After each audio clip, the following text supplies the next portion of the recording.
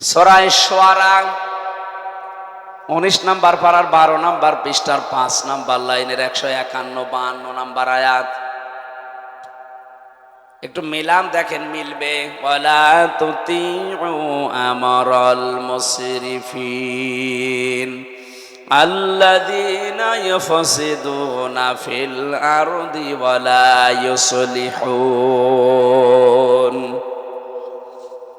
এই বাংলাদেশে আমি যতগুলো তাফসীর পড়েছি দেখেছি, অধিকাংশ মুফাসসিরিয়াতের ব্যাপারে এইভাবে লিখেছেন। আল্লাহ বলেন, পৃথিবীর মানুষেরা সবাইকে উদ্দেশ্য করে বলছি, ওয়ালা তুতিউ, বহু বচন এটা, আমরাল মুসরিফিন, যারা দুনিয়ায় ইসরাফ করে, অপচয় করে, অপব্যয় করে, এই মানুষগুলোর অনুসরণ করবা না, এদের পেছনে থাকা যাবে না।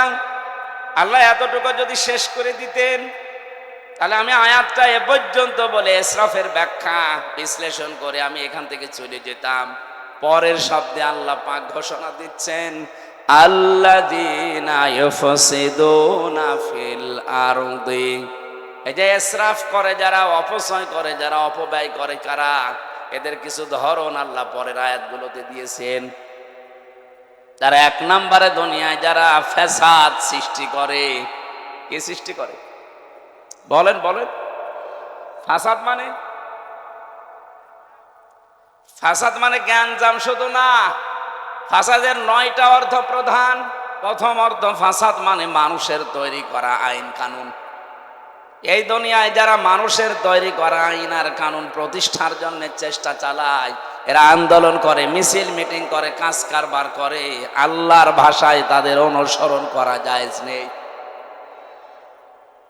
বাংলাদেশে যদি কোন রাজনৈতিক দলের কাজ এটা হয়, তাহলে আপনি ওখানে যদি থাকেন, আল্লাহর এই আয়াত আপনি মানেননি, এই আয়াত কিয়ামতে আপনার বিরুদ্ধে দাঁড়াবে। আপনি কি বিশ্বাস করেন কোরআনের কোন আয়াত আপনার বিরুদ্ধে যদি কিয়ামতে অবস্থান নেয়, আপনি মাপ পেয়ে যাবেন? বলেন না কেন? আরে ভাই, দুনিয়ায় কি সব হয়ে গেল? আমি তো আপনাকে বাঁচাতে চাই। আশা করছি আপনি কথা বুঝতেছেন। ওয়ালা তুতিউ আমরাল মুসরিফিন আল্লাযীনা ইউফসিদুনা ফিল আরদি। সুতরাং এই বাংলাদেশের সাথে আয়াতটা এবার মিলাবেন। মানুষের তৈরি করা আইন যারাই প্রতিষ্ঠা করতে চায়, সে যে দলের লোক হোক, ওর পেছনে থাকা জায়েজ নেই। এখন যদি বলেন, হুজুর এটা তো আমার সাথে মিলে যাচ্ছে, আমি করব কি? আমি কি আয়াত নতুন করে নাজিল করব? যদি মিলে যায় তাহলে আপনি ওখান থেকে চলে আসেন। যাদের সাথে মিলছে না, আপনি তাদের কাছে যান। না, এই আয়াত বলা বেশি হয়ে গেল। কিসের বেশি হওয়া? আল্লাহ যা বলেছে আমি তো সেই ফোর্সেই বললাম। এখন মানা না মানা আপনার বিবেকের ব্যাপার। যদি না মানেন, তাহলে আল্লাহ ওই যে ফেরেশতা দিয়ে মুগুর রেডি করছে, একবার দেবে বাড়ি, 70 গজ নিচে চলে যাবে। কথা বলেন না কেন? হ্যাঁ, ধারণা আসতে পারে আমি নামাজ পড়ি, আমি রোজা রাখি, আমি চিল্লায় যাই, তারপরও মানে আপনার নামাজ রোজা আপনার চিল্লা নেওয়ার জন্য আল্লাহ বসে আছে।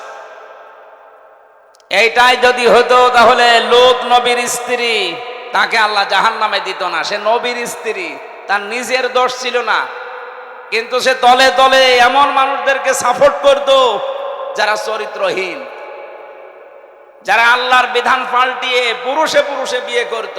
এই মানুষগুলোর সাপোর্ট করার কারণে নবীর স্ত্রীকে যদি আল্লাহ জাহান্নামে দেয়, আজ যারা আল্লাহর আয়াতের পরিবর্তে মানুষের তৈরি করা আইন কানুন প্রতিষ্ঠা করতে চায়, তারাও ওই লূত নবীর জামানার উম্মতের মতোই। তারা আল্লাহর বিধান পাল্টিয়েছে, আর আপনি আল্লাহর বিধান বাদ দিয়ে নতুন করে আর একটা বিধান প্রতিষ্ঠা করতে চান। বিষয় একই। উনি নবীর স্ত্রী, চরিত্রহীন মানুষদেরকে সাপোর্ট করার কারণে যদি জাহান্নামে যায়, হামজা চরিত্রহীন মানুষদেরকে, যারা আল্লাহর আইন মানে না, আল্লাহর বিধানের পরিবর্তে অন্য বিধান নিয়ে আসে, এদের চরিত্র পৃথিবীর সবচাইতে খারাপ, কারণ এরা ফ্যাসাদ সৃষ্টিকারী। এই কথা বলেন না কেন? আমি ইঙ্গিত দিলাম, আশা করি আপনি বুঝেছেন। এরপরেও যদি কেউ না বোঝার ভান করে থাকেন, মোনাজাতের পরে আসেন, আপনার কানের কাছে মুখ নিয়ে বলছি, জোরে তো আর বলা যাচ্ছে না।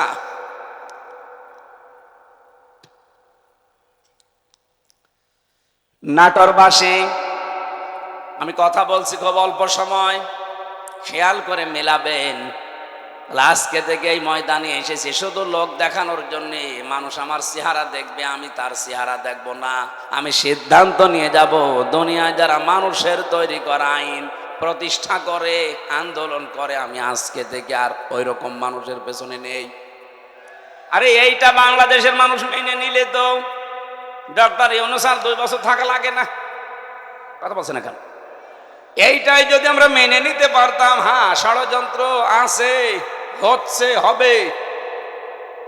আফগানিস্তান যদি আল্লাহর বিধান কায়েম করে টিকে থাকতে পারে, বাংলাদেশে আল্লাহর বিধান কায়েম হয়ে গেলে আমরাও টিকে যাব। কারণ আল্লাহর রহমত তখন আকাশ ফুঁড়ে নাজিল হয়ে যাবে। কথা বলেন ঠিক কিনা? এটা আমি বানালাম। কোরআনে কারীম জানাচ্ছে, ওয়ালাউ আন্না আহলাল কুরা আমানু ওয়াত্তাকাউ লাফাতাহনা আলাইহিম বারাকাতিম মিনাস সামাই ওয়াল আরদ।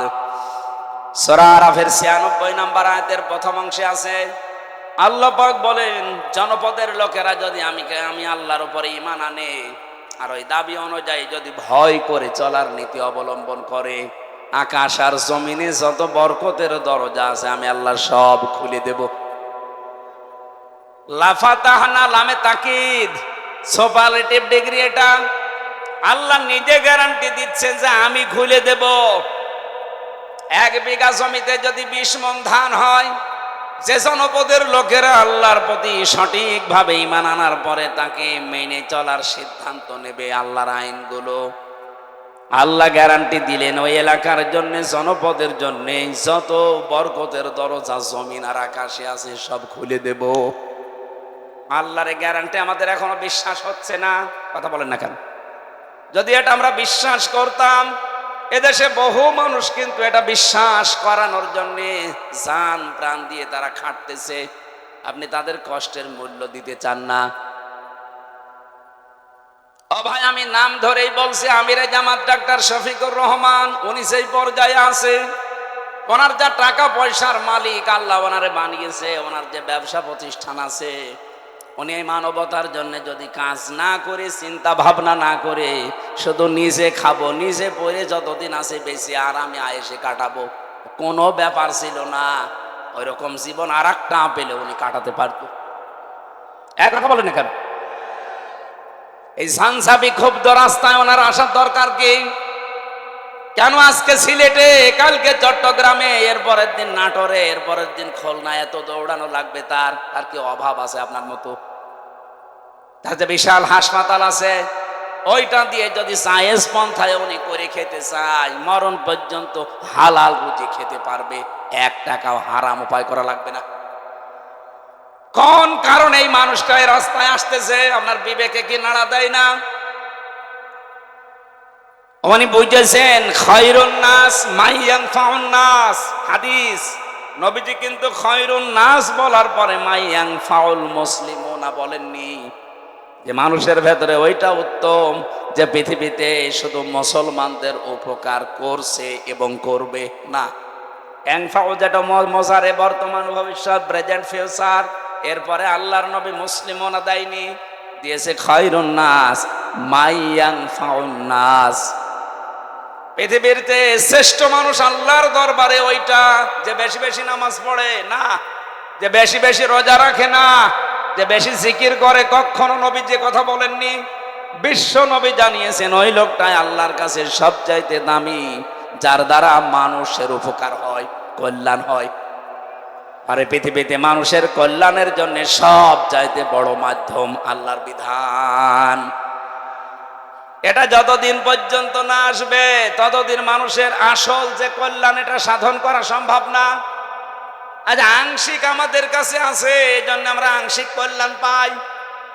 যতদিন পর্যন্ত এটা প্রতিষ্ঠিত না হবে, বাস্তব যে কল্যাণ, আকাশের দরজা, জমিনের বরকতের দরজা খুলে যাবে, এটা আপনি দেখতে পাবেন না।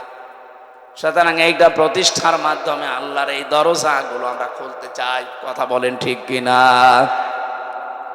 এই আয়াতের ভেতরে আমরা কয়েকটা জিনিস পেয়েছি। এক নম্বরে যারা ইসরাফ করবে দুনিয়ায়, অপচয় করবে, অপব্যয় করবে, তাদের ব্যক্তিগত জীবনে, পারিবারিক জীবনে, সামাজিক জীবনে, রাজনৈতিক জীবনে, অর্থনৈতিক জীবনে, আন্তর্জাতিক জীবনে, রাষ্ট্রীয় জীবনে, সব জায়গায় যারা শুধু অপচয় করে। জামা একটা হলেই হয়, প্রতিদিন নতুন নতুন একটা করে শার্ট পরে, এরকম মানুষ এই দেশে আছে এবং ছিল। কথা বলেন না কেন? এটা অপচয় না? দুনিয়াতে যাকেই দেখবেন উনি অপচয়কারী, অপব্যয়কারী, তার পেছনে থাকবেন না, কারণ সে একটা নিজেই শয়তান। নামাজ পড়েননি আপনি, শয়তানের কথা আমি কোরআনে পাইনি, বলেন তো কোনো আলেম পেয়েছে কিনা? রোজা রাখে না, সে শয়তানের কথা আল্লাহ পাক বলেননি। হজ করেননি আপনি, শয়তানের কথা আমি পাইনি। কিন্তু যারা অপচয় করে, অপব্যয় করে, এই মানুষগুলোকে আল্লাহ বলেন এরা শয়তানের ভাই। ইন্নাল মুবাদ্দিরিনা কানু ইখওয়ানাশ শায়াতিন ওয়া কানাশ শাইতানু লিরাব্বিহি কাফুরা।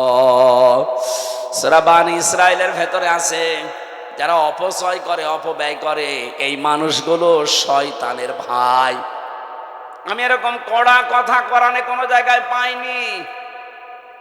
নামাজ পড়েননি, শয়তানের ভাই না, নেই। কিন্তু অপচয় করলে সে শয়তানের ভাই হয়ে যায়। ঘোষণাকার এই 15.5 বছর আমরা এটা অনেককে দেখতেছি।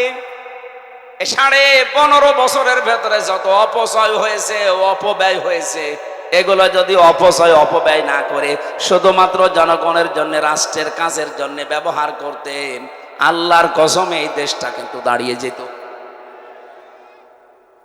আমরা তো এইটাই চাচ্ছি, অপচয়, অপব্যয় বন্ধ করেন, সত্য এবং ন্যায়কে দেশে প্রতিষ্ঠা করে দেন। যা আছে এইটা নিয়ে আল্লাহ দেশ দাঁড় করিয়ে দেবে।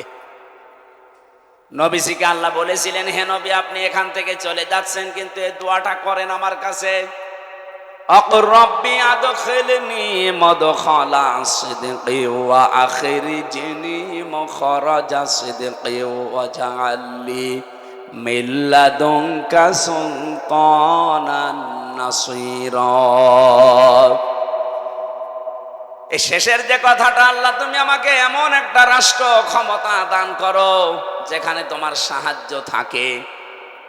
আমার তো মনে হচ্ছে দেশে একামতে দিনের দায়িত্ব যারা পালন করে, তাদের একটা মানুষকে মুখ দিয়ে যদি বলাতে পারেন, তারা যদি বলে আমরা জামাতে ইসলামের প্রতিষ্ঠা চাই, আমি আজকে থেকে তওবা করে ফিরে আসবো। আপনি যাকেই জিজ্ঞাসা করে, সে জীবনেও বলবে না আমরা জামাতে ইসলামের প্রতিষ্ঠায় দেশে চাই। তারা বলতে বাধ্য হবে আমরা আল্লাহর কোরআনের প্রতিষ্ঠা চাই। এইটাই তো আসল বিষয়। এই কথা বোঝার চেষ্টা কর। আল্লাহর কোরআনে কারীম যদি দেশে, আমি আপনাকে গ্যারান্টি শুধু না, অনেকেই দিচ্ছে, এ দেশে চাঁদাবাজি থাকবে না। আজ আমরা অনেকে আতঙ্কে আছি, বাইরে গেলে অনেককে মেরে ফেলছে মানুষ বিভিন্ন কায়দায়। এই গ্যারান্টি কোরআনে কারীম দিয়েছে 1500 বছর আগে। ফামান তাবিআ হুদায়া ফালা খাউফুন আলাইহিম ওয়ালা হুম ইয়াহজানুন। আমার পাঠানো হেদায়েত যদি কেউ অনুসরণ করে চলতে পারো, আমি আল্লাহ গ্যারান্টি দিচ্ছি, কোনো ভয় থাকবে না, কোনো চিন্তা থাকবে না। স্বাধীন হয়েছে ঠিক, কিন্তু এখনো ভয় আছে না নেই? এখনো অনেক আমি জাহিলিয়াত যারা, এ মানুষগুলোর কারণে এখনো ভয়ে ভয়ে আছি। এই ভয়টা থাকবে না যদি এটা কায়েম হয়ে যায়। এই জন্য আমরা গ্যারান্টি দিতে পারি, এটা কায়েম করে দেন। আল্লাহর ঘোষণা মিথ্যা হবে না। তখন আপনি ঘরের ভেতরে যেভাবে নিরাপদে আছেন, রাস্তাঘাটে ওভাবে নিরাপদে থাকবেন। আমরা এটা চাই না। বলেন বলেন, আজ বিভিন্ন দ্রব্য মূল্যের ঊর্ধ্বগতি বাড়তেছে, এইটাও বন্ধ হওয়া সম্ভব। ফালিয়াবুদু রাব্ব হাযাল বাইত আল্লাযী আত'আমাহুম মিন জু' ওয়া আমানাহুম মিন খাউফ। আল্লাহ বলেন, ঘরের মালিকের ইবাদত করো, এ ঘরের মালিকের ইবাদতের তাফসিরে পড়েছি, আল্লাহর আইনগুলো একটু মেনে চলার চেষ্টা করো ব্যক্তি, পরিবার, সমাজ, রাষ্ট্রে। দেখবা দুনিয়াতে খাবারের অভাব হবে না, কোনো ভয়ও থাকবে না, খাবারের অভাব হবে না। আমাদের জাতির পিতা হযরত ইব্রাহিম আলাইহিস সালামের তথ্যটা জানা দরকার অনেকের। হযরত ইব্রাহিম নবী আলাইহিস সালাম যেদিন বিবি হাজেরা এবং ইসমাইলকে রেখে আসেন এই মরুভূমির ময়দানে, সেদিন তিনি দোয়া করেছিলেন, মাবুদ তুমি আমার এই বংশধর যাদেরকে রেখে গেলাম, তিনি তো কথা মুখ দিয়ে উচ্চারণ করতে পারছিলেন না। খাদিজা হাজেরা রাদিয়াল্লাহু তাআলা আনহা যখনই জিজ্ঞাসা করেছে, স্বামী এটা কি নিজের সিদ্ধান্তে রেখে যাচ্ছে না আল্লাহর সিদ্ধান্তে? ৮০ বছর পর একটা সন্তান আল্লাহ দিয়েছে, সেই সন্তানকে পর্যন্ত তিনি মরুভূমিতে রেখে যাচ্ছেন আল্লাহর নির্দেশ মতো। ওই সময় তিনি কথার মুখ দিয়ে বের হয়নি, আকাশের দিকে আঙ্গুল দিয়ে বলেছিলেন, হ্যাঁ আল্লাহর অর্ডারে। তিনি ওই দিন দোয়া করেছিলেন, তার দোয়াটা ওই জামানায় কেউ শোনেনি, কিন্তু আল্লাহ পাক কোট করে রেখেছেন কোরআনে। আল্লাহ রাব্বুল আলামিন সূরা ইব্রাহিমের ভেতরে সেই আয়াতের শেষের অংশটা নাজিল করে জানিয়েছেন, তোমাদের জাতির পিতা ইব্রাহিম দোয়া করেছিলেন, রব্বুল আলামিন আমার এই বংশধরদের জন্য তুমি গোশত এবং দুধ এই দুইটার ভেতরে বরকত দিয়ে দিও। এই জন্য আরব জাহানের ভেতরে শুধু মক্কায় আপনি অন্য কোনো ফসল পাবেন না, দেখবেন এখানে গোশত আর দুধের কোনো অভাব নেই। উট বলেন, বকরি বলেন, দম্বা বলেন, এগুলো দিয়ে গোশত আর দুধ, আমাদের এটা জাতির পিতার দোয়ার ফসল, কিয়ামত পর্যন্ত এই বরকত থাকবে। এমন একটা জাতির পিতা আমরা পেয়েছিলাম, দোয়ার ফসল চলছে এখন, কিয়ামত পর্যন্ত দোয়া চলতেই থাকবে। আর আমরা যারা জাতির পিতা দাবি করি, কি দোয়া করেছে? আমি নিচে নামলাম না। আমার ভাইরা, আমি যেটা বোঝাতে যাচ্ছিলাম, যখন ইব্রাহিম নবীর নাম এসেই গেছে, আর একটা পয়েন্ট বলছি, ওয়াজতাবাকুম ওয়া মা জাআলা আলাইকুম ফিদ্দীনি মিন হারাজ। আল্লাহ বলেন, তিনি সে আল্লাহ যিনি তোমাদেরকে নির্বাচিত করেন। নাটোরবাসী সাফ করে জবাব দেবেন, নির্বাচিত করা হয় মানুষদেরকে কোন পদ্ধতিতে? নির্বাচনের মাধ্যমে। নির্বাচিত হতে হলে কি করা লাগে? নির্বাচন। বলেন বলেন, আরো জোরে বলেন। নির্বাচন না করে কেউ নির্বাচিত হতে পারে?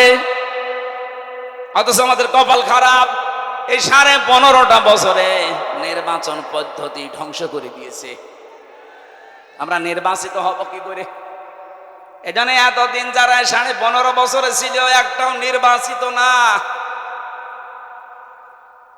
নির্বাচন হওয়ার আগে 154 জন হয়ে যায়, আবার নির্বাচন যেদিন হবে তার আগের রাতে হয়ে যায়।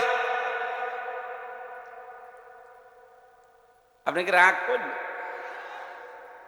এ যেতে বা শব্দটা আয়াতে আছে সূরা হজ 78 নম্বর আয়াতের মাঝের অংশে আছে।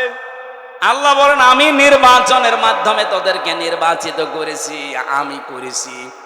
ওয়াজতাবাকুম, তোমাদেরকে আমি আল্লাহ নির্বাচিত করেছি। তাফসিরে পড়েছি, নির্বাচিত করা লাগে নির্বাচনের মাধ্যমে। যারা নির্বাচন ব্যবস্থায় ধ্বংস করে দিলেন, আপনার এই আল্লাহর এই আয়াত মানেননি। এক কথা বলেন না কেন? এই পদ্ধতিটা ফিরিয়ে আনা দরকার। আশা করছি যারা দায়িত্বে আছে, একটা সম্মানজনক সময় নিয়ে তাড়াতাড়ি নির্বাচন দিয়ে এদেশের মানুষকে এই জনগণের দ্বারা নির্বাচিত হওয়ার সুযোগ করে দেন। একটা নির্বাচিত সরকার যতদিন না আসবে, ওদের ওই ষড়যন্ত্র কিছু বসে নেই, চলতেছে। সূক্ষ্ম কিছু বিষয় এখানে আছে। নির্বাচিত সরকারের কাছে নির্বাচনের মাধ্যমে ক্ষমতা দিয়ে দেন, এদেশে যে ষড়যন্ত্র চলছে এটা থেমে যাবে, দেশটা আবার দাঁড়িয়ে যাবে ইনশাআল্লাহ। এরপরে শব্দে আল্লাহ জবাব দিয়েছেন, ওমা জাআলা আলাইকুম ফিদ্দীনি মিন হারাজ। দিনের উপরে চলতে গিয়ে যে বাধা বিপত্তি আসবে, যদি নির্বাচিত তোমরা হয়ে যেতে পারো, তোমরা যদি বাছাই হতে পারো, ছাঁটাইয়ের ভেতরে না পড়ো, যত বিপদ আপদ আসবে আমি আল্লাহ নিজে দূর করে দেব। এই জন্য নির্বাচনের মাধ্যমে নির্বাচিত হয়ে কোন মানুষ যদি আল্লাহর বাছাইয়ের ভেতরে পছন্দের ভেতরে পড়ে যায়, আর কোন মানুষ যদি ছাঁটাইয়ের ভেতরে কাটার ভেতরে পড়ে যায়, এদের কপাল খারাপ। আমরা যারা এদেশে আল্লাহর বিধানকে জারি করার জন্য আল্লাহ পাক কর্তৃক মনোনীত নির্বাচিত বাছাইকৃত হয়ে পড়েছি, জীবনের কিচ্ছু চাই না। আমরা যেহেতু বাছাইকৃত হয়েছি, আল্লাহ পাক অবশ্যই তার জান্নাত আমাদেরকে দেবেন। وَلِيَعْلَمَ اللَّهُ الَّذِينَ آمَنُوا وَيَتَّخِذَ مِنكُمْ شُهَدَاءَ وَاللَّهُ لَا يُحِبُّ الظَّالِمِينَ। তোমাদের ভেতরে যার ঈমান এবং অ্যাক্টিভিটিস গুলো আমার কাছে পছন্দ হয়, তাকে আমি আল্লাহ সাধারণভাবে বিছানায় ফেলে মরণ দেই না, ওর মরণ হয় আমি আল্লাহর দরবারে শাহাদতের মরণ। বলেন আল্লাহু আকবার। এজন্য আমাদের জীবন আমরা যখন পড়েছি কুলিন্না সলাতি ওয়া নুসুকি ওয়া মাহইয়ায়া ওয়া মামাতি লিল্লাহি রাব্বিল আলামিন, এটা যেহেতু আমি মন দিয়ে, মনে প্রাণে মুখ দিয়ে উচ্চারণ করে বিশ্বাস নিয়ে পড়েছি, সুতরাং দুনিয়া একদিকে হয়ে গেলেও এই রাস্তা থেকে আমারে কেউ সরাতে পারবে না। আমার জীবনের টার্গেট এইটা। আমি নামাজ পড়ি যার জন্যে, আমি বেঁচে আছি যার জন্যে, মারাও যাব তার জন্যে। আমার যে নুসুক, আপনি তাফসিরে দেখবেন নুন সিন কাফ, নুসুক শব্দের অর্থ তিনটা। এক নম্বরে নুসুক মানে এই যে রক্ত প্রবাহিত করা হয়, এর নাম আরবিতে নুসুক বলে, যেটা কোরবানি বলে জানি। দুই নম্বরে হজের ক্রিয়াকলাপ কার্যক্রম। তিন নম্বরে ইবাদত বন্দেগী। আমি যা করছি, হজ করি, নামাজ পড়ি, রোজা রাখি, আমার শারীরিক মানসিক চিন্তার যে ইবাদত বন্দেগী আছে, এমনকি আমি যা জবাই করি সব আমি আল্লাহকে দিয়ে দিয়েছি। বলেন সুবহানাল্লাহ। আমাদের জীবনে হতাশা বলে কিছু নেই, কারণ হতাশা থাকবে তাদের জীবনে যে মানুষগুলো আল্লাহর এই নামাজকে আদায় করবে না। ইন্নাল ইনসানা খুলিকা হালুআ ইযা মাসসাহু শাররু জাযুআ ওয়া ইযা মাসসাহুল খায়রু মানুআ ইল্লাল মুসাল্লিন। রাব্বুল আলামিন বলেন, অবশ্যই আমি মানুষকে বানিয়েছি অস্থির চিত্ত দিয়ে। এ সব সময় ব্যস্ত মানুষ, সব সময় ব্যস্ত। কোনো নিয়ামত পেলে সে কৃপণ হয়ে যায়, আর কোনো অশুভ কিছু আসলে, কোনো ক্ষতি, কোনো অকল্যাণ, কোনো কষ্ট যদি স্পর্শ করে তাকে, সে তখন হতাশ হয়ে যায়। এই গুণগুলো বলতে বলতে হঠাৎ আল্লাহ আলোচনার ধরন পাল্টিয়ে দিয়েছেন। আল্লাহ কিন্তু ভালোই বলছিলেন, ইন্নাল ইনসানা খুলিকা হালুআ ইযা মাসসাহুশ শাররু জাযুআ ওয়া ইযা মাসসাহুল খায়রু মানুআ। হঠাৎ আলোচনার ধরন দিয়ে পাল্টিয়ে চলে গেছেন অন্য লাইনে। আল্লাহ বলেন ইল্লাল মুসাল্লিন। এই সমস্ত গুণ পৃথিবীর সব মানুষের ভেতরে আছে। এরা সবসময় অস্থির, এরা বিপদ আসলেই হায় হতাশ করে, আর নিয়ামত পেলে কৃপণ হয়ে যায়। কিন্তু তারা নয় যারা মুসল্লি। কারা? কোন মুসল্লি? আল্লাযীনা হুম আলা সালাতিহিম দাইমুন, যারা তাদের নামাজে নিয়মিত। আমার মনে হয় এই আয়াতটা থেকে বাংলাদেশ জামাত ইসলামী, ইসলামী ছাত্র শিবির, আজ ইসলামী ছাত্রী সংস্থা একটা পয়েন্ট নিয়েছে। ওনারা যাই নামাজ পড়বে ওনাদেরকে লিখে রাখা লাগে যে আমি আজকে এই কয়েকটা নামাজ পড়েছি। আপনি এক ওয়াক্ত নামাজ পড়েন, দুই ওয়াক্ত পড়েন, আপনি মুসল্লির ভেতরে নেই। আপনাকে নামাজ দাইমন নিয়মিত পড়া লাগবে। এজন্য আপনি জামাতে পড়লেন না একা পড়লেন, ওইটাও লেখা লাগে। এক কথা বলছেন না? আপনার জীবন পরিবর্তনের জন্য সিলেবাসটা খুব জরুরি। আপনি যদি এখানে নাও আসতে চান, শুধু সিলেবাসটা কাছে রাখেন, 6 মাস আপনি কাছে রাখলে আপনার জীবন পাল্টাতে বাধ্য। আরে ভাই, আমি নিজে তো পরীক্ষিত। 6 মাস রেখে দেখেন না কেন? আপনার জীবন যদি উচ্ছৃঙ্খল থাকে, বিশৃঙ্খলায় পরিপূর্ণ থাকে, আশা করছে আপনার জীবনকে আপনি কন্ট্রোলে নিয়ে আসতে পারবেন। আপনাকে আমি দাওয়াত দিচ্ছি না যে আপনি শিবির করেন, জামাত করেন, দরকার নেই।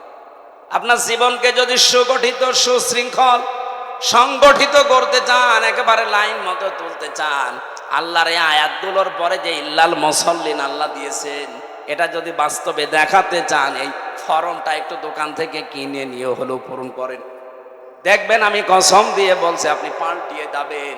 কারণ এই ফর্মগুলো সব কোরআনে কারিম থেকে ধারাবাহিকভাবে নিয়েছে। সুবহানাল্লাহ বলতে পারেন না? আমি যেটা তুলেছিলাম ইব্রাহিম নবীর জীবন নিয়ে, ওনাকে আল্লাহ বলছেন আমি নির্বাচিত করেছি, ছাঁটাই করে দেই কাউকে, কাউকে বাছাই করি, এটা আমি আল্লাহর নীতি। এই জন্য আমরা যারা একামতে দিনের লাইনে আছি এই বাংলাদেশে, তারা হীনমন্যতায় ভুগবেন না, ছোট মনে নিজেকে কখনো ছোট মনে করবেন না। আপনি পৃথিবীতে সবচাইতে দামি মানুষ, কারণ আল্লাহ আপনাকে নির্বাচিত করে ফেলেছে। আল্লাহ তার দ্বীনের জন্য আপনাকে ছাঁটাই করেনি, বাছাই করে নিয়েছে। আর এইটাই তোমাদের জাতির পিতার আদর্শ। এরপরের শব্দে আছে মিল্লাতা বিকুম ইব্রাহিম হুয়া সাম্মাকুমুল মুসলিমিন। বলেন আল্লাহু আকবার। আমি যেখান থেকে কথা তুলেছিলাম আপনাদের মনে আছে কিনা দেখেন তো। আমাদের জাতির পিতা হযরত ইব্রাহিম আলাইহিস সালাম দোয়া করেছিলেন মক্কার জমিনে, হে আল্লাহ তুমি আমার এই সন্তান এবং স্ত্রী এর পরবর্তী প্রজন্মদের জন্য রিজিক হিসাবে গোশত এবং দুধের ভেতরে বরকত দিও। দেখবেন পুরা আরব জাহানের ভেতরে বাংলাদেশের মতো 14টা দেশ জোড়া দিলে যত বড় হবে, পুরা আরব জাহান এত বড়। আমি তো বহু জায়গায় ঘুরেছি হজের সময়, মাত্র 7 দিন 5 দিনে তো হজ হয়ে যায়, বাকি সময় 45 দিন আমি কি করব? গাড়ি ভাড়া করে হোক আর বিমানে টিকিট কেটে বিভিন্ন প্রদেশে খালি ঘুরতাম। দেখেছি শুধু মক্কাতে দুধ আর গোশতের ভেতরে ওই ইব্রাহিম নবীর দুয়ার ফসল এখনো চলছে, এখানে কোনো অভাব নেই, কিন্তু অন্য ফসল পাবেন না। বাকি অন্যান্য প্রদেশে যান, তাইফে গিয়ে দেখেছি পাহাড়ের উপরে শহরটা, অথচ ফল ফলাদি ফসলাদির কোনো অভাব নেই। নাটোরবাসী আল্লাহর তাকওয়া যদি অবলম্বন করি, আল্লাহর প্রতি ঈমান এনে জমিনে আমরা আবার আল্লাহর বিধানগুলো প্রতিষ্ঠা করার মাধ্যমে দেখাতে পারি, কসম খোদার যে অভাবগুলো চলছে, যে সিন্ডিকেটগুলো চলছে, এইটাও বন্ধ হয়ে যাবে। একটা গোপন কথা শোনাচ্ছি, আজকে শুনে আসলাম। তাই 2 মাসের ভেতরে এই দেশে আমরা যারা মাসলুম ছিলাম, খালি জালেমদের ওই 14 দল বাদ দিয়ে যারা মাসলুম ছিলাম, এই মানুষগুলো যদি এখনো এক হতে না পারি। আপনি আজকে মির্জা আব্বাসের বক্তব্য দেখেছেন, উনি বলছে জামাত আর বিএনপি আমরা সবাই মিলে দেশকে সাজাতে চাই। মানে পাকা খেলোয়াড়, পাকা রাজনীতিবিদ, আন্দাজে আবেগে কথা বলা লোক না। যা বলেছে চিন্তা ভাবনা করে বলেছে। আপনি একা পারবেন না।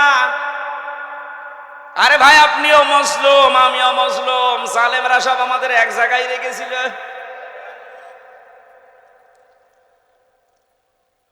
আমি অবদান স্বীকার করি, এই জন্য শুকরিয়া আদায় করছি। জনাব তারেক জিয়া সাহেবের পিএস আমার সাথে 3 বছর ছিল পাশে, শ্রদ্ধাভাজন বড় ভাই জনাব মিয়া নুরুদ্দিন অপু ভাই। ওই 4 দেওয়ালের মাঝে ভাইটা আমাকে বহু সাহায্য সহযোগিতা করেছে। ওনার বন্ধু ছিল গিয়াসউদ্দিন মামুন ভাই, ওনার দ্বারাও আমি বহু উপকৃত হয়েছি ওই ভেতরে। কারণ ভেতরে আমাদেরকে এমন অবস্থায় রেখেছিল, জেলে না সেলের ভেতরে। ওখানে উপকার পাওয়া খুব কঠিন। সবচাইতে বেশি উপকার পেয়েছি শাইখুল হাদিস আল্লামা মামুনুল হক হাফিজাহুল্লাহর কাছ থেকে। এই লোকটা যেহেতু আমার পাশের রুমে 3 বছর ছিল, বহু কষ্ট আমার জন্য স্বীকার করেছে এই 3টা বছর। আল্লাহ যেন পরিপূর্ণ উসরত দুনিয়া আখিরাতে পরিপূর্ণ করে দেন, বলেন আমিন। 2 মাসের ভেতরে যদি আপনি এখনো নিজেকে সংশোধন করে পথে আসতে না পারেন, এই যে কোরআন আমার সামনে, আল্লাহর কসম ওহুদের ময়দানের মতো আবার বিপর্যয় আসতেছে। ওহুদের ময়দানের ঘটনা কি? প্রথম দিকে কিন্তু মুসলমানেরা বিজয় পেয়ে গিয়েছিল, কথা বলেন না কেন? বিজয় পাওয়ার পরে যখন আনন্দে আত্মাহারা হয়ে গনিমতের মাল গোছানোর জন্য, জোগাড় করার জন্য, নেওয়ার জন্য ব্যতিব্যস্ত হয়ে পড়েছে, তখনই কিন্তু মারা পড়েছে। কথা বলেন না কেন? 5 আগস্টের পর থেকে বিজয় পেয়ে অনেকে এখন ওই সাহাবীদের মতো শুরু করেছে, গনিমতের মাল পেয়েছে যেখানে যা।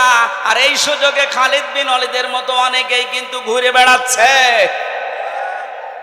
এই জন্য আমরা মুসলিম যারা আছি সব এক হয়ে যেতে চাই। এই কথা বলছেন আমার, মুসলিমদের কোনো দল নেই, মুসলিমরা সব এক। আপনার বিরুদ্ধে 313টা মামলা ছিল, আমার বিরুদ্ধে 50টা মামলা ছিল। আপনি তাকান, এখানে যত মানুষ বসে আছে ওই 14 দল বাদ দিয়ে প্রত্যেকের অবস্থা একই। আমাকে যিনি খাবার দিয়ে যেতে বললাম, ভাই কয়টা মামলা, কি করেন? বলে বাড়ি বড়গোনায় বিএনপি করি। 313টা মামলা। বলেন তো, 313টা মামলা দিয়েছে ওরা মুসলিম মানুষ না? আমার তো মনে হচ্ছে 1500 বছর পরে বাংলাদেশে এখন উহুদের ময়দান কায়েম হয়েছে। এখন আমরা যদি শিক্ষাটা নিতে না পারি আমরা কিন্তু ধরা খাবো, কেউ বাঁচাতে পারবেন আমাদেরকে। সুতরাং আমরা সাবধান। মির্জা আব্বাস সাহেবের কথাটাকে বারবার গুরুত্ব দেন, নয়তো আপনি আনন্দে আত্মহারা হয়ে থাকবেন।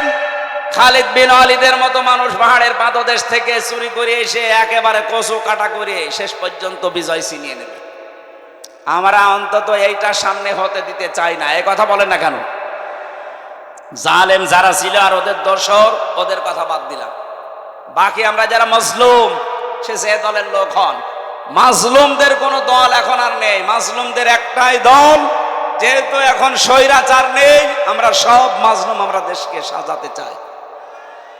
আর আমরা অন্য ধর্মের মানুষের তুলনায় এদেশে মুসলিম বেশি, এই হিসাবে বলছি। অন্য ধর্মের লোক যদি 96 ভাগ থাকতো আমি এটা বলতাম না। যেহেতু এখানে 96 ভাগ আমরা আর যাই করি মুসলিম। কথা বলেন না কেন? এই পরিচয় থেকে আপনি বের হয়ে যেতে পারবেন যে না আমি ফুল হাতা বলতে পারবেন, আমরা হাফ হাতা। কথা বলছেন এখানে? এখানে ফুল হাতা আছেন, কোনটা হাত তোলেন তো? নেই, আলহামদুলিল্লাহ। না আছে দু একটা, ওই বাজারে বাজারে বসে আছে। তো এখানে কোন ফুল হাতা আছে? সব কি হাফ হাতা? কয়েকটা থাকতে পারে, ওই যে ওইটা এখনো তো দেয়নি, দু একটা আছে, ওগুলো দিয়ে দেবেন।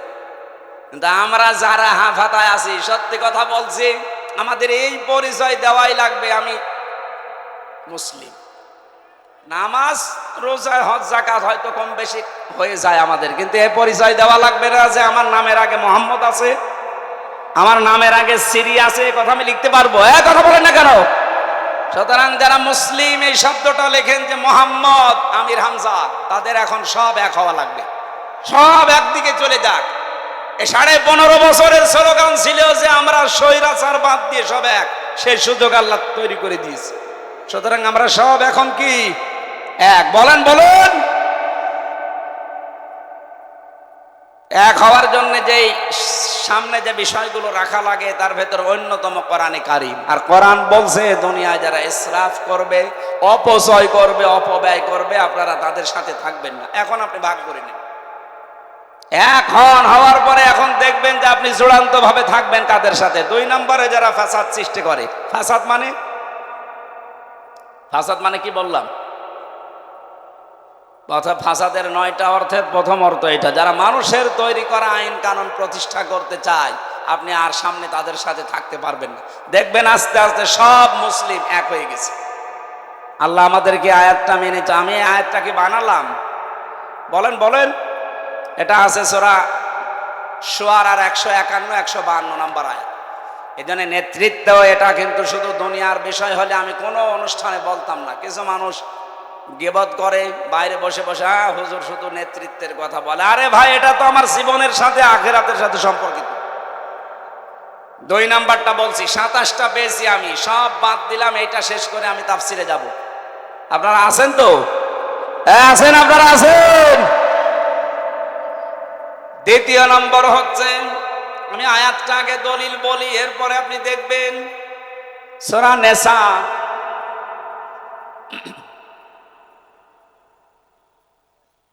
5 নাম্বার পারার 2 নাম্বার পৃষ্ঠা 11 নাম্বার লাইনের 34 নাম্বার আয়াতের প্রথম অংশে আছে, আর রিজালু মৌনা আলান নিসা। আল্লাহ পাক বলেন এই পৃথিবীতে নেতৃত্ব দেবে পুরুষেরা, মেয়েরা থাকবে তাদের আন্ডারে। এই আয়াতটা বানিয়েছে কে?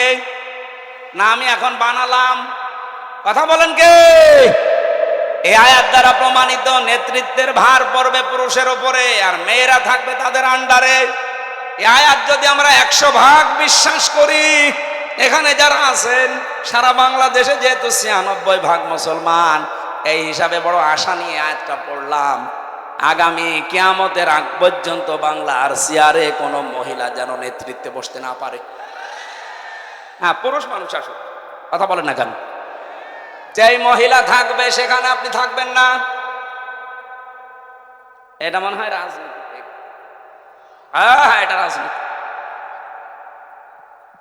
এবার আল্লাহকে আজকে রাতে জিজ্ঞাসা করবেন, আল্লাহ সূরা নেসারের 34 নম্বর আয়াতের প্রথম অংশ মনে হয় ঠিক হয়নি, কারণ আমাদের দেশে এটা আছে, আপনি এ কি করলেন?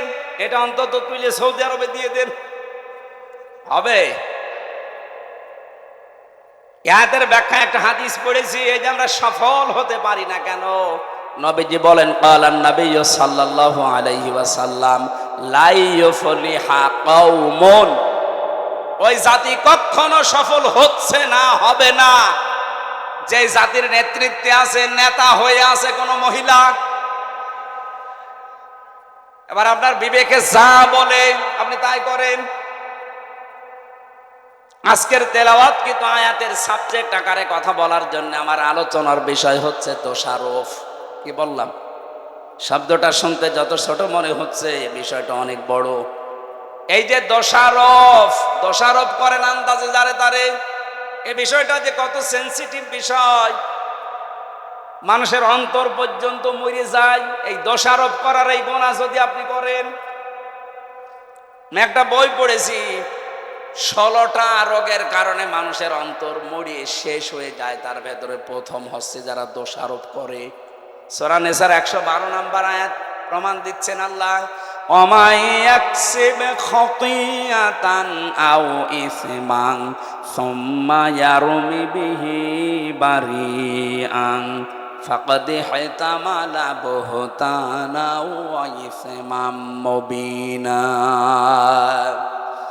এ পৃথিবীতে অনেক মানুষ এমন আছে, হে নবী আপনি দেখবেন তারা নিজেরা অন্যায় করে, নিজেরা অপরাধ করে, নিজেরা পাপের কাজ করে। আর এই কাজটা যখন সংগঠিত হয়ে যায়, একটা নিরপরাধ ভালো মানুষ নির্দোষ মানুষের উপরে পাপটা চাপিয়ে দেয়, দোষটা চাপিয়ে দেয়, সে যেন প্রকাশ্য পাপের বোঝা বহন করছে। আজটা যে কত বাস্তব, আপনি এই 5 আগস্টের পর থেকে মিলে যাবে।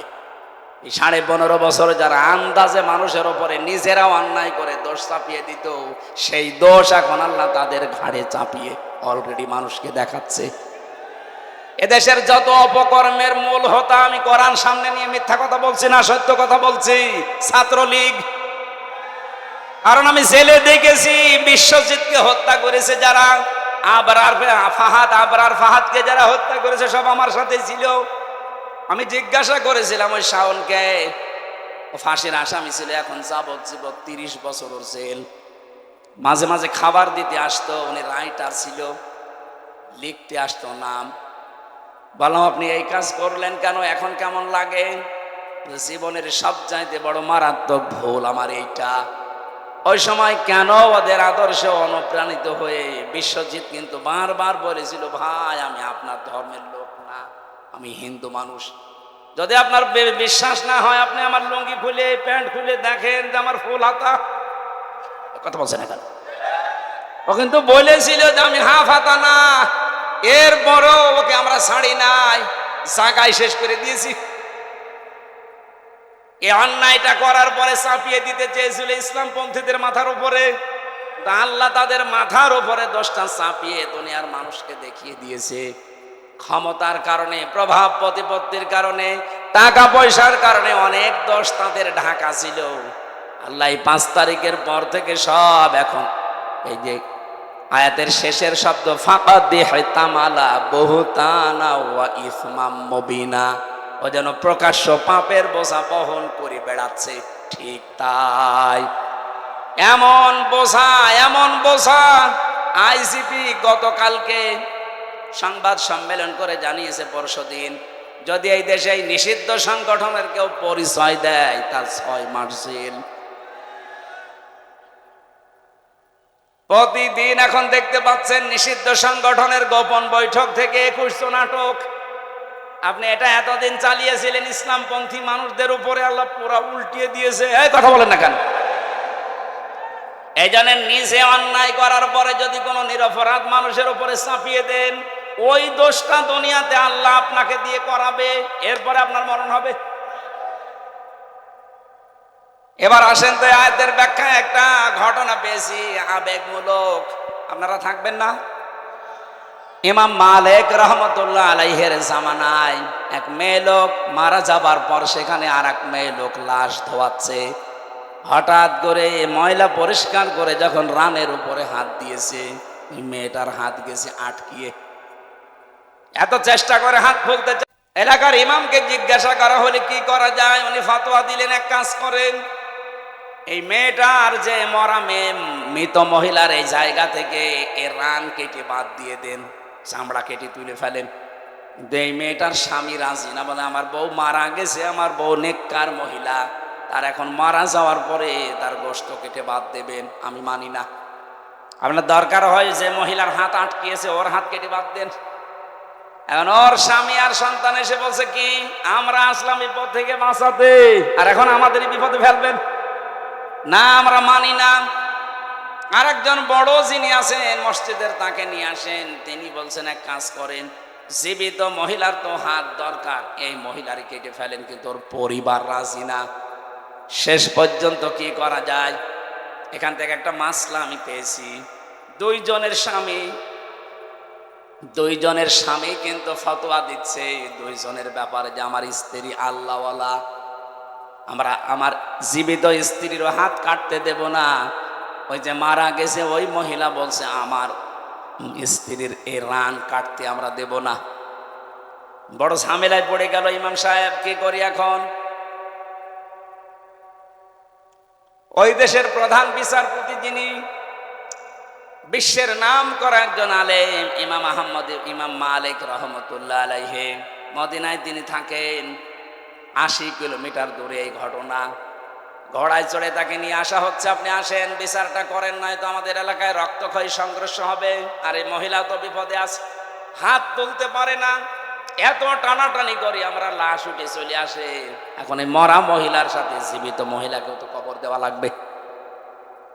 ইমাম মালিক আসলেন, পর্দা দিয়ে ঢেকে দিয়ে মহিলাকে জিজ্ঞাসা করলেন, কি হয়েছে বলো দেখি। মেয়েটা বলছে, কিচ্ছু হয়নি, আমি কিচ্ছু জানি না, শুধু কান্দে কান্দে। ইমাম মালিক বলেন, কান্দা বন্ধ করো, সত্যি করে বলো আমার কান্দে কিন্তু কোরআন আর হাদিসের রাডার আছে, তুমি যদি সত্যি নাও বলো আমি ধরে ফেলবো। মেয়েটা ভয়ে ভয়ে তখন বলছে, হ্যাঁ আমি একটা কাজ করেছি, একে যখন ধোয়াচ্ছিলাম হঠাৎ করে ধোয়ানোর শেষ পর্যায়ে এর রানের উপরে হাত দেওয়া অবস্থায় একটা মন্তব্য আমি এর উপরে নিক্ষেপ করেছিলাম।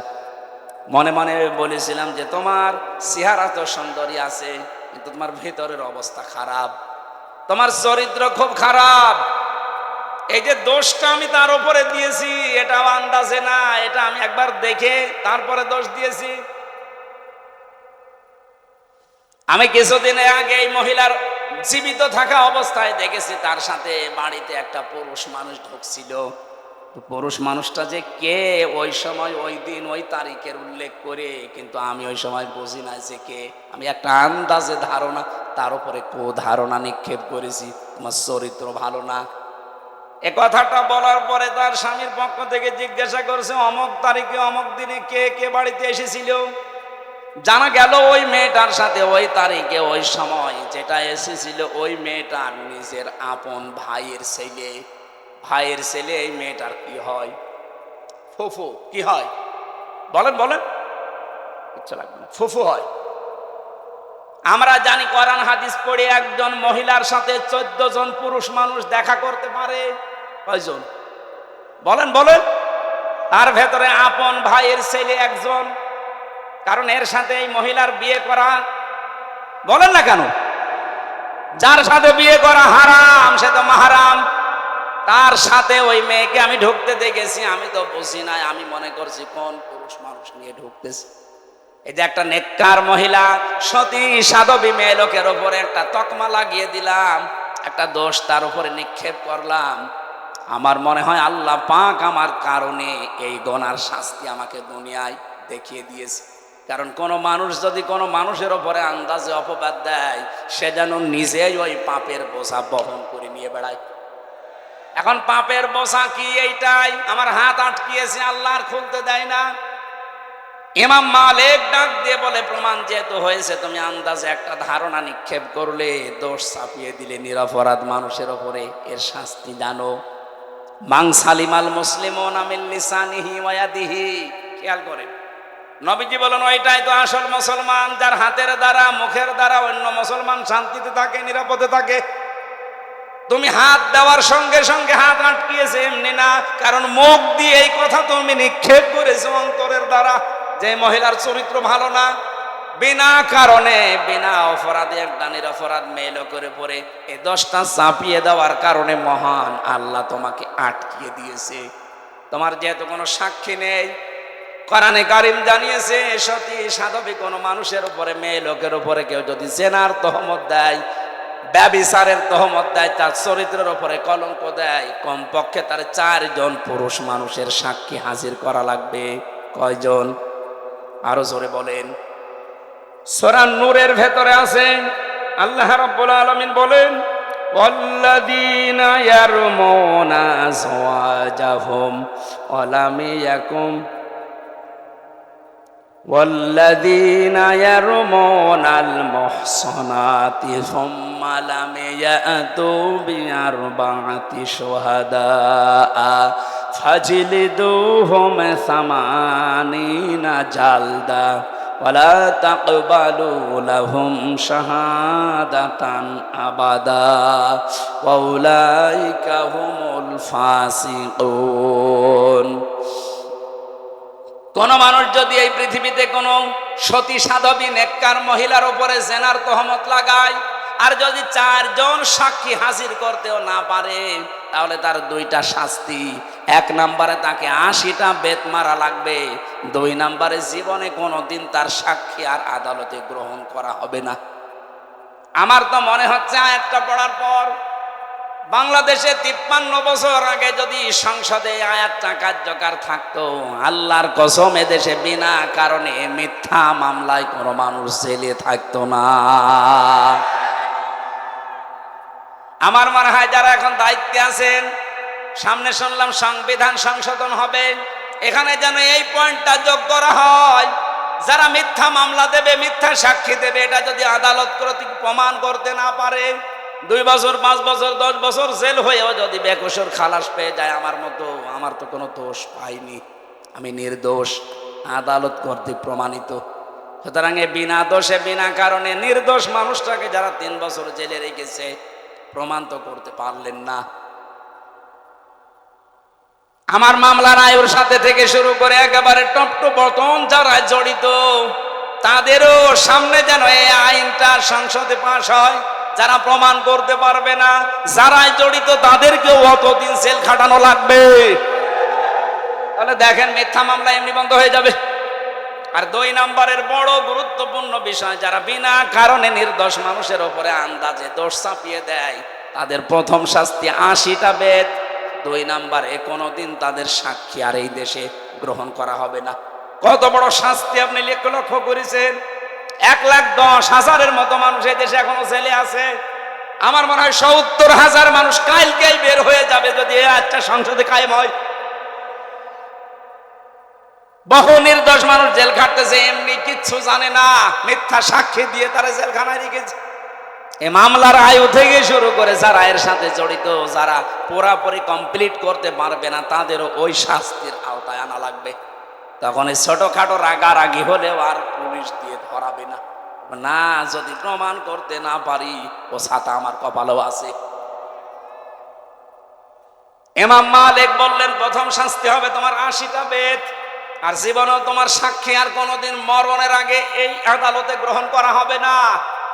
জাল্লাদকে ডাক দাও, কারণ হাত তো ছোড়ানো লাগবে, হাত তো লেগে আছে, আঠার মতো লেগে আছে। জাল্লা দেশে শুরু করেছে বিসমিল্লাহির রহমানির রহিম বলে, একটা দুইটা ৭৯টা হয়ে গেছে। মেয়েটার পিঠ ফিনকে দিয়ে রক্ত বের হচ্ছে, তারপরও ছাড়ে না। আর একটা বাকি আছে যাব। ইমাম মালিক ডাক দিয়ে বললেন, জল্লাদ অবস্থা কি? পর্দার আড়াল থেকে জবাব দিচ্ছে, ইমাম সাহেব অবস্থা খারাপ, আর একটা বাকি আছে, কিন্তু হাত ওই অবস্থায় আছে। ইমাম মালিক বললেন, না, কোরআন মিথ্যা হতে পারে না।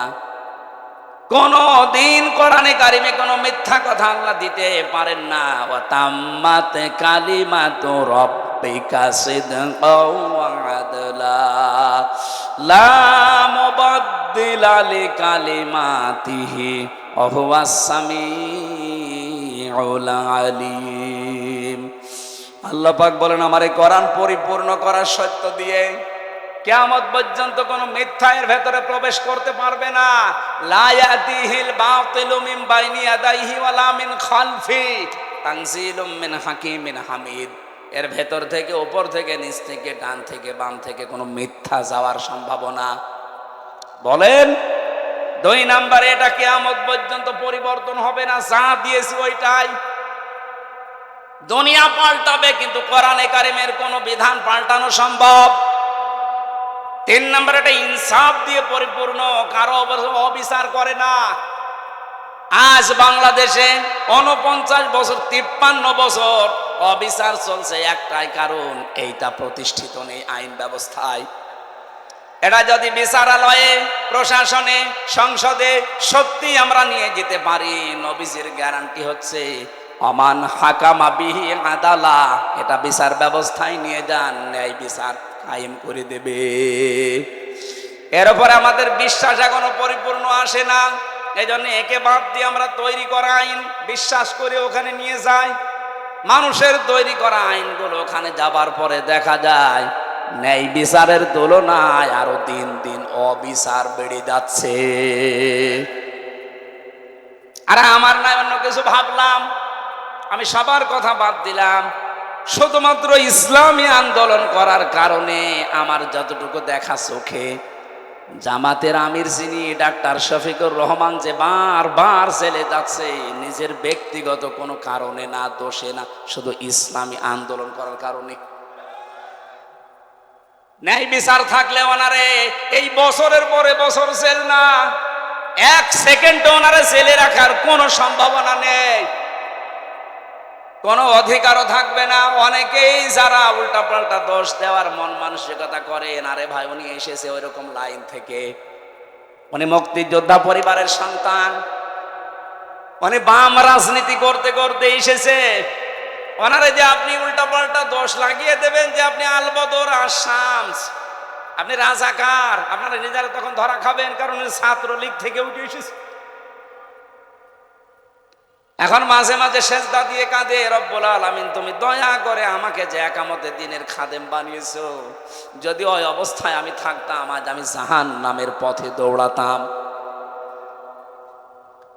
এইরকম কিছু মানুষ আল্লাহ বাংলাদেশে যেন তৈরি করে দেয়, যারা আজ না বুঝে একামতে দিনের বিরোধিতা করেন। আপনিও যদি ডাক্তার শফিকুর রহমানের মতো বুঝতে পারেন, দেখবেন আপনিও খাদেম হয়ে যাবেন। উনি যদি বাম থেকে এসে খাদেম হতে পারে, আপনি তো ডান পথে আছেন, একটু আসেন না কেন? আপনাকে ভর্তি হতে বলছি না, শুধু সিলেবাসটা একটু দেখেন। আমি এক ওসিকে পড়াতাম কুষ্টিয়ায়, এত বামপন্থী মানুষ, আল্লাহ রসুল বিশ্বাস করে না, কিন্তু কোরআনে কারিম শুনতো খুব সুন্দর করে। যখন তেলাওয়াত করতাম ওই সময়, এমনিতে আমার গলা ওই সময় আরো ভালো ছিল, সুর দিয়ে পড়ার সময় দেখতাম তাঁত হয়ে আছে, বলতো হুজুর বিভিন্ন কাজ কারবার করি, মজা পাই না, কোরআনের ভেতরে একটা মজা আছে, আপনি পড়েন, শুধু পড়েন তাই বলতো না। পড়তে পড়তে যখন ভালো লাগতো, তখন আমাকে বলছে আপনি কিভাবে পড়েন, আমারে ওইভাবে পড়ানো শিখান, আমি যেন আপনার মতো পড়লেই বুঝি যে কি বলতে চাই। আমি যেমন ইংরেজি পড়লেই বুঝি যে আমি কি, আরবি পড়লেও যেন আমি বুঝতে পারি অন্তত কোরআনটা যে কি পড়ছি। এভাবে পড়তে হলে তো শাব্দিক অর্থ মুখস্থ করা লাগবে আপনাকে কয়েকশো, আরবি গ্রামার আপনাকে আয়ত্ত করা লাগবে। বস আমি পড়বো। পড়া আরম্ভ করেছিল। চিন্তা করলাম এই ফাঁকে ওনারে আমি ইসলামের দিকে নিয়ে আসতে পারি কিনা দেখি। একটা ছোট্ট বই দিয়েছিলাম, উপরের আর পেছনের পৃষ্ঠা খুলে দিয়ে, কারণ আমি জানি যে এই পৃষ্ঠা ওনারে দিলে জীবনও পড়বে না। বিংশ শতাব্দীর একজন অন্যতম মুজাদ্দিদ সাজ্জাদ আবুল আলা মওদুদী আল উস্তাজ, ওনার লেখা কালিমার হাকিকাত বই নেই একটা, দেখলাম এ বই দিলে পড়বে না, উপরের পৃষ্ঠা ছিঁড়ে ফেললাম, ওখানে নাম লিখে দিলাম অন্য জনের, পেছনের পৃষ্ঠা ছিঁড়ে দিলাম যে কোন জায়গা থেকে ছাপা হয়েছে ওর দিকে লেখা আছে, দরকার নেই। উপরেরটা পেছনেরটা ছিঁড়ে বাকি পৃষ্ঠা যেখানে এক দিয়ে শুরু করা ওইগুলো দিলাম। চিন্তা করলাম লেখক কার নামে দিয়ে একজন মহিলার নাম লিখে দিলাম।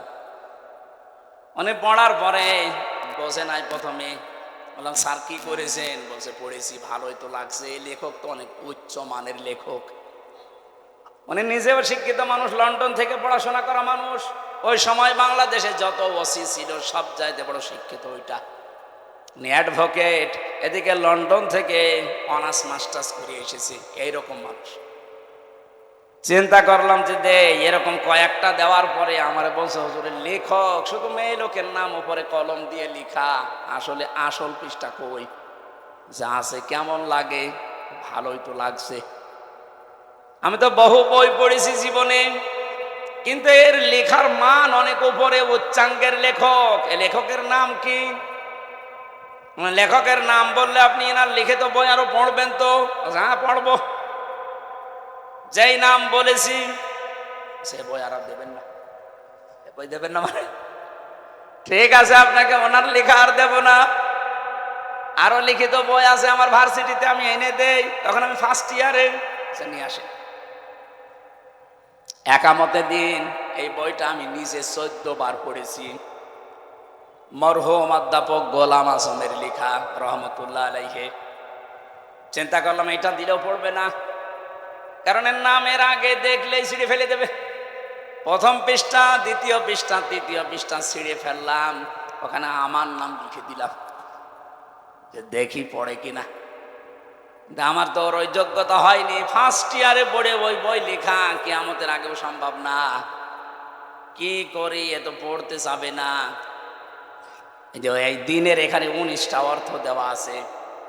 উপমহাদেশে যে সমস্ত আলেমগুলো দিনের একামতে দিনের কাজ করে তাদের কেন মানুষ শত্রুতা করে, আর যারা খেদমতে দিনের কাজ করে তাদের কোনো শত্রুতা করে না কেন, এর বিস্তারিত লেখা আছে ওর ভেতরে। পোড়াটা বললাম পড়ে আমারে শোনাবেন আগামী সপ্তাহে, প্রতি সপ্তাহে একবার যেতাম পড়াতে। পোড়াটা উনিও শেষ করে আমারে বলছে হুজুর এই লেখকে তো ভালো, এই লেখককে আমি না, আপনি এটা লিখতে পারেন না, কারণ এই লেখক অনেক উচ্চাঙ্গের, এনার ভাষা রচনা শৈলী খুব সুন্দর। দিনের অর্থ এতদিন যা বুঝতাম, এখন দেখছি না আসলে তো ওইটা দিন না। ওখান থেকে একটা সাবজেক্ট বানিয়েছিলাম আমি।